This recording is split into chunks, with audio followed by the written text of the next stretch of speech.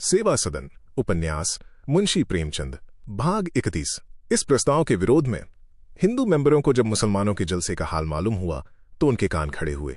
उन्हें मुसलमानों से जो आशा थी वो भंग हो गई। कुल 10 हिंदू थे। सेठ बलभद्रदास चेयरमैन थे, डॉक्टर श्यामाचरण वाइस चेयरमैन, लाला चिम्मनलाल और दीनानाथ तिवारी व्यापारियों के नेता थे, पद्म सिंह और रुस्तम भाई वकील थे, रेशमदत्त कॉलेज के अध्यापक लाला भगतराम ठेकेदार, प्रभाकर राव हिंदी पत्र जगत के संपादक और कुंवर अनिरुद्ध बहादुर सिंह जिले के सबसे बड़े जमींदार थे।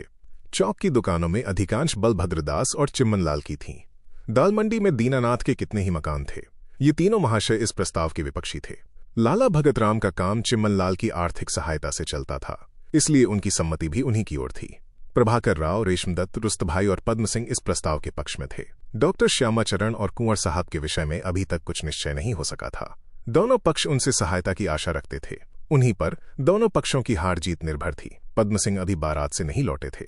सेठ बलभद्रदास ने इस अवसर को अपने पक्ष के समर्थन के लिए उपयुक्त समझा और सब हिंदू मेंबरों को अपनी सुसज्जित बारहदरी में निमंत्रित किया। इसका मुख्य उद्देश्य ये था कि डॉक्टर साहब और कुंवर महोदय की सहानुभूति अपने पक्ष में कर लें। प्रभाकर राव मुसलमानों के कट्टर विरोधी थे। वे लोग इस प्रस्ताव को हिंदू मुस्लिम विवाद का रंग देकर प्रभाकर राव को अपनी तरफ खींचना चाहते थे। दीनानाथ तिवारी बोले, हमारे मुसलमान भाइयों ने तो इस विषय में बड़ी उदारता दिखाई, पर इसमें एक गूढ़ रहस्य है। उन्होंने एक पंथ दो काज वाली चाल चली है। एक ओर तो समाज सुधार की नेकनामी हाथ आती है, दूसरी ओर हिंदुओं को हानि पहुंचाने का एक बहाना मिलता है। ऐसे अवसर से वे कब चूकने वाले थे। चिम्मनलाल बोले, मुझे पॉलिटिक्स से कोई वास्ता नहीं है और न मैं इसके निकट जाता हूं, लेकिन मुझे ये कहने में तनिक भी संकोच नहीं है कि हमारे मुस्लिम भाइयों ने हमारी गर्दन बुरी तरह पकड़ी है। दाल मंडी और चौक के अधिकांश मकान हिंदुओं के हैं। यदि बोर्ड ने यह स्वीकार कर लिया तो हिंदुओं का मटिया मेट हो जाएगा। छिपे छिपे चोट करना कोई मुसलमानों से सीखे। अभी बहुत दिन नहीं बीते कि सूद की आड़ में हिंदुओं पर आक्रमण किया गया था। अब वो चाल पड़ गई तो ये नया उपाय सोचा।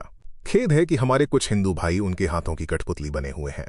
वे नहीं जानते कि अपने दुरुत्साह से अपनी जाति को कितनी हानि पहुंचा रहे हैं। स्थानीय काउंसिल में जब सूद का प्रस्ताव उपस्थित था तो प्रभाकर राव ने उसका घोर विरोध किया था। चिम्मनलाल ने उसका उल्लेख करके और वर्तमान विषय को आर्थिक दृष्टिकोण से दिखाकर प्रभाकर राव को नियम विरुद्ध करने की चेष्टा की।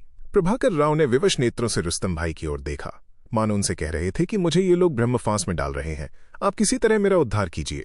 रुस्तम भाई बड़े निर्भीक स्पष्टवादी पुरुष थे। वे चिम्मनलाल का उत्तर देने के लिए खड़े हो गए और बोले, मुझे ये देखकर शोक हो रहा है कि आप लोग एक सामाजिक प्रश्न को हिंदू मुसलमानों के विवाद का स्वरूप दे रहे हैं।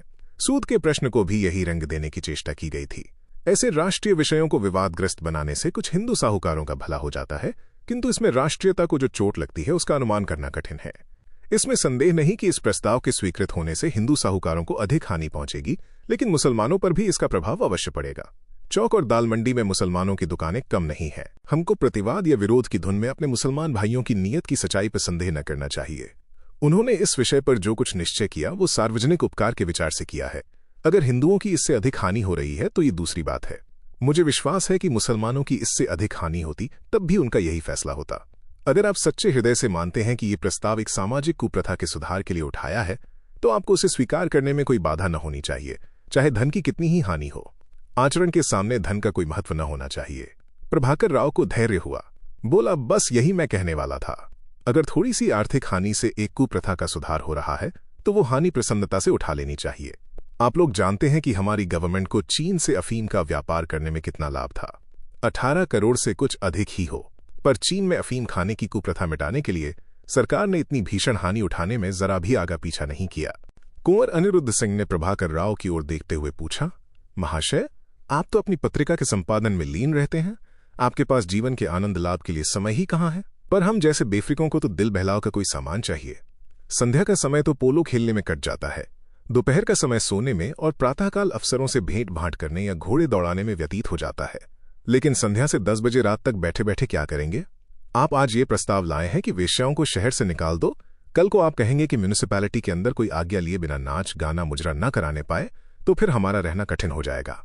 प्रभाकर राव मुस्कुराकर बोले, क्या पोलो और नाच गाने के सिवा समय काटने का और कोई उपाय नहीं है? कुछ पढ़ा कीजिए। कुंवर बोले, पढ़ना हम लोगों को मना है। हमको किताब के कीड़े बनने की जरूरत नहीं। अपने जीवन में सफलता प्राप्त करने के लिए जिन बातों की जरूरत है उनकी शिक्षा हमको मिल चुकी है। हम फ्रांस और स्पेन का नाच जानते हैं, आपने उनका नाम भी न सुना होगा। पियानो पर बैठा दीजिए, वो राग अलापों की मोजार्ट लज्जित हो जाए। अंग्रेजी रीति व्यवहार का हमको पूर्ण ज्ञान है। हम जानते हैं कि कौन सा समय 16 हैट लगाने का है, कौन सा पगड़ी का। हम किताबें भी पढ़ते हैं। आप हमारे कमरे में कई कई अलमारियां पुस्तकों से सजी हुई देखेंगे, मगर उन किताबों में चिमटते नहीं। आपके इस प्रस्ताव से हम तो मर मिटेंगे। कुंवर साहब की हास्य और व्यंग्य से भरी बातों ने दोनों पक्षों का समाधान कर दिया। डॉक्टर श्यामाचरण ने कुंवर साहब की ओर देखकर कहा, मैं इस विषय में काउंसिल में प्रश्न करने वाला हूं। जब तक गवर्नमेंट उसका उत्तर दे, मैं अपना कोई विचार प्रकट नहीं करता। ये कहकर डॉक्टर महोदय ने अपने प्रश्नों को पढ़कर सुनाया। रेशमदत्त ने कहा, इन प्रश्नों को कदाचित गवर्नमेंट कुछ उत्तर न देगी। डॉक्टर ने कहा, उत्तर मिले या न मिले, प्रश्न तो हो जाएंगे। इसके सिवा और हम कर ही क्या सकते हैं। सेठ बलभद्रदास को विश्वास हो गया कि अब अवश्य हमारी विजय होगी। डॉक्टर साहब को छोड़कर 17 सम्मतियों में 9 उनके पक्ष में थीं, इसलिए अब वो निरपेक्ष रह सकते थे, जो सभापति का धर्म है। उन्होंने सार गर्भित वक्तृता देते हुए इस प्रस्ताव की मीमांसा की। उन्होंने कहा, सामाजिक विप्लव पर मेरा विश्वास नहीं है। मेरा विचार है कि समाज को जिस सुधार की आवश्यकता होती है वो स्वयं कर लिया करता है। विदेश यात्रा, जाति पांति के भेद, खान पान के निरर्थक बंधन, सबके सब समय के प्रवाह के सामने सिर झुकाते चले जाते हैं। इस विषय में समाज को स्वच्छंद रखना चाहता हूं। जिस समय जनता एक स्वर से कहेगी कि हम वेश्याओं को चौक में नहीं देखना चाहते, तो संसार में ऐसी कौन सी शक्ति है जो उसकी बात को अनसुनी कर सके। अंत में सेठ जी ने बड़े भावपूर्ण स्वर में ये शब्द कहे, हमको अपने संगीत पर गर्व है। जो लोग इटली और फ्रांस के संगीत से परिचित हैं, वे भी भारतीय गान के भाव, रस और आनंदमय शांति के कायल हैं, किंतु काल की गति। वही संस्था जिसकी जड़ खोदने पर हमारे कुछ सुधारक तुले हुए हैं, इस पवित्र, इस स्वर्गीय धन की अध्यक्षिणी बनी हुई है। क्या आप इस संस्था का सर्वनाश करके अपने पूर्वजों के अमूल्य धन को इस निर्दयता से धूल में मिला देंगे? क्या आप जानते थे कि हमें आज जो जातीय और धार्मिक भाव शेष रह गए हैं, उनका श्रेय हमारे संगीत को है? नहीं तो आज राम, कृष्ण और शिव का कोई नाम भी न जानता। हमारे बड़े से बड़े शत्रु भी हमारे हृदय से जातीयता का भाव मिटाने के लिए इससे अच्छी और कोई चाल नहीं सोच सकता। मैं ये नहीं कहता कि वेश्याओं से समाज को हानि नहीं पहुंचती। कोई भी समझदार आदमी ऐसा कहने का साहस नहीं कर सकता। लेकिन रोग का निवारण मौन से नहीं, दवा से होता है। कोई कुप्रथा उपेक्षा या निर्दयता से नहीं मिटती। उसका नाश शिक्षा, ज्ञान और दया से होता है। स्वर्ग में पहुंचने के लिए कोई सीधा रास्ता नहीं है। वैतरणी का सामना अवश्य करना पड़ेगा। जो लोग समझते हैं कि वो किसी महात्मा के आशीर्वाद से कूदकर स्वर्ग में जा बैठेंगे, वो उनसे अधिक हास्यास्पद नहीं है। जो समझते हैं कि चौक से वेश्याओं को निकाल देने से भारत के सब दुख दारिद्र्य मिट जाएंगे और चौक से नवीन सूर्य का उदय हो जाएगा।